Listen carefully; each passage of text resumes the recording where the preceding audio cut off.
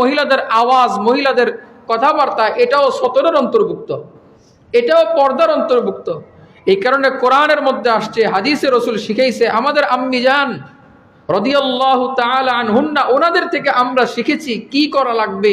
বলে কোনো পরপুরুষ তোমাকে ফোন দিয়েছে কিংবা কথা বলছে কিংবা প্রয়োজনে কাছে আসছে, কথাবার্তা বলতেছে, পর্দার আড়াল থেকে কথা বলবা, মিষ্টি ভাষায় নয়, কর্কশ ভাষায়। কি বললাম বলেন? মিষ্টি ভাষায় নয়, কর্কশ ভাষায়। এটা কোরআনের নির্দেশনা, আল্লাহ তাআলার বিধান, আল্লাহ তাআলার হুকুম। কিন্তু না না না, আমাদের নারীদের অবস্থা হয়েছে এমন, যদি স্বামীর সাথে কথা বলে তো গ্রাম্য ভাষায় কথা বলে, আর পরপুরুষ ফোন দিলে কিংবা বাহির থেকে কেউ এসে কলিং বিল টিপ দিলে তখন মিষ্টি সুরে কথা বলে। বাস্তব না অবাস্তব? কি আপনি যে আসতে বললেন, কি বানায়া বললাম কথা? এটা তো সমাজের চিত্র। এটা